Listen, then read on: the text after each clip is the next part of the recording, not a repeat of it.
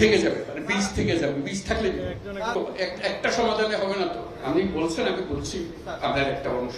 প্রধান উপদেষ্টা ডক্টর মোহাম্মদ ইউনূসের সাথে সাক্ষাৎ করেছেন সেনাপ্রধান জেনারেল ওয়াকারুজ্জামান। কোনো প্রকার সংস্কার হবে না, করতে দিবে না, এটা ডক্টর মোহাম্মদ ইউনূসরা বুঝতে পারছেন না। কোনো সংস্কার করতে দিবে না, যা ছিল তেমনই থাকবে সবকিছু, কোনো কিছুর বিচারও হবে না। কারণ প্রধান উপদেষ্টার কিন্তু কোনো ক্ষমতা নাই এই সেনাপ্রধানকে চাকরিচ্যুত করা বা চাকরি থেকে সরানো, অন্য কাউকে বসানো কোনো ক্ষমতা নাই। তাহলে কি সেনাবাহিনী সরাসরি ক্ষমতায় আসতে যাচ্ছে? যদিও তিনি যতবারই উচ্চারণ করুন না কেন সেনাবাহিনী রাজনীতি থেকে দূরে থাকতে চান, বা এমন কোনো প্লট কি আসলে নির্মাণ হতে যাচ্ছে, অথবা যেসব কারণে সেনাবাহিনী বাধ্য হতে পারে সরাসরি ক্ষমতায় হস্তক্ষেপের জন্য।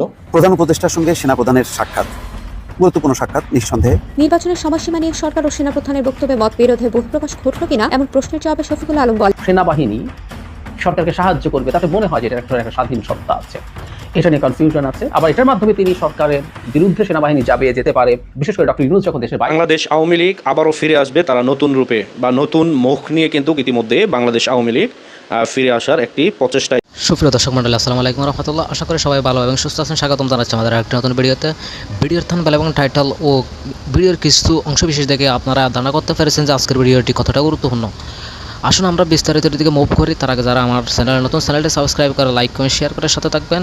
আসুন আমরা সেই বিস্তারিত দেখে আসি। সবার প্রতি অনুরোধ রইল সম্পূর্ণ ভিডিওটি দেখার, না টেনে সম্পূর্ণ ভিডিওটি দেখার জন্য।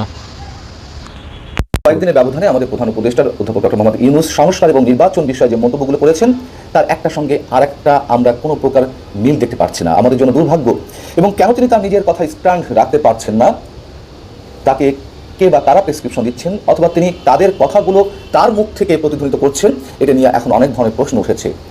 বর্তমান সরকারকে তো দেশের আপামর জনসাধারণ সমর্থন করেছে, এবং সংস্কারের বিষয়েও দেশের মানুষের একটি আকাঙ্ক্ষা রয়েছে যে বর্তমান সরকারের সময়ে বিভিন্ন প্রাতিষ্ঠানিক সংস্কারের কাজগুলো অন্তত অনেকটা এগিয়ে যাক। তার জন্য যে যৌক্তিক সময় দেওয়া প্রয়োজন সেই সময় মানুষ দেবে। কিন্তু মাত্র কয়েকদিনের ব্যবধানে গত 22শে সেপ্টেম্বর তিনি যুক্তরাষ্ট্রে গেলেন, এবং 1 অক্টোবর পর্যন্ত আন্তর্জাতিক বিভিন্ন গণমাধ্যমে তার যে বক্তব্যগুলো নির্বাচন এবং সংস্কারের বিষয়ে, তা এক এক সময় এক এক ধরনের মন্তব্যগুলো আমার কাছে মনে হচ্ছে। এবং এই বক্তব্যগুলো তখনই এসেছে যখন সেনাপ্রধান গত কয়েকদিন আগে আন্তর্জাতিক বার্তা সংস্থা রয়টার্সকে দেওয়া সাক্ষাৎকারে তিনি মন্তব্য করলেন যে নির্বাচন যাতে আগামী 18 মাসের মধ্যে হতে পারে সেজন্য গুরুত্বপূর্ণ সংস্কার সম্পন্ন করতে হবে। এবং তিনি একথাও বলেছিলেন যে পরিস্থিতি যাই হোক না কেন তিনি মোহাম্মদ ইউনূসের নেতৃত্বাধীন অন্তর্বর্তী সরকারের সঙ্গে আছেন।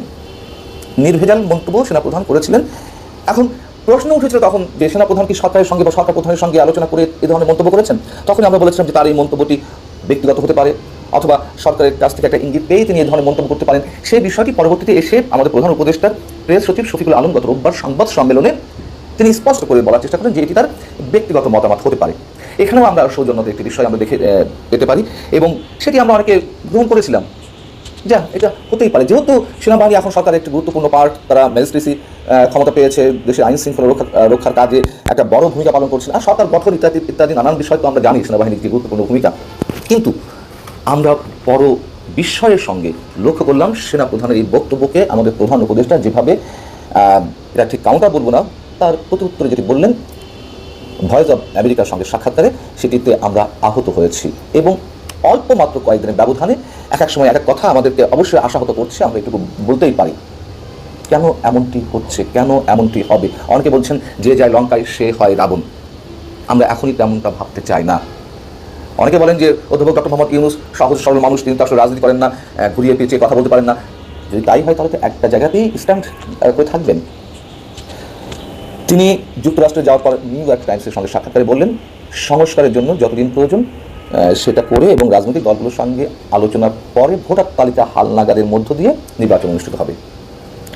তিনি পরবর্তীতে এসে রয়টার্সের সঙ্গে সাক্ষাৎকারে বললেন, আগে বললেন রাজনৈতিক দল, পরবর্তীতে বলেন জনগণ যখন মনে করবে নির্বাচন দেওয়া উচিত তখনই নির্বাচন সরকার দিবে, এবং এই সরকারের বিন্দু মাত্র কোনো ইচ্ছে নেই দীর্ঘমেয়াদে ক্ষমতায় থাকার।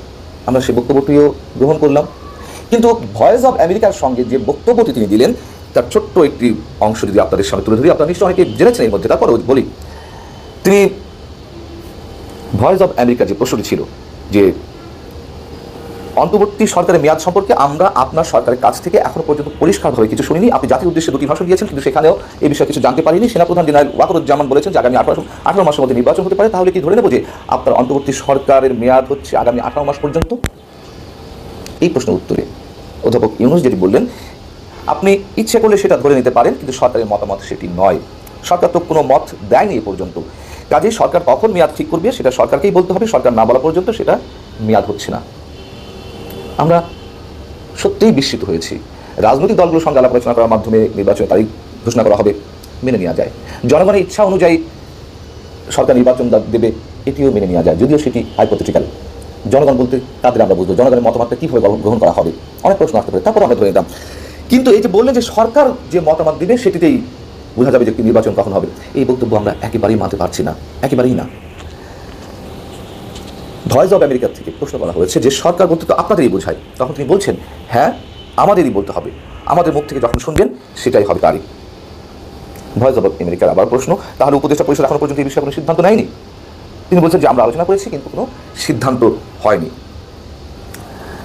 এই অবস্থায় এসে আমরা কি ধরে নেব যে সেনাপ্রধানের বক্তব্যটিকে তিনি খুব শক্তভাবে কাউন্টার করেছেন?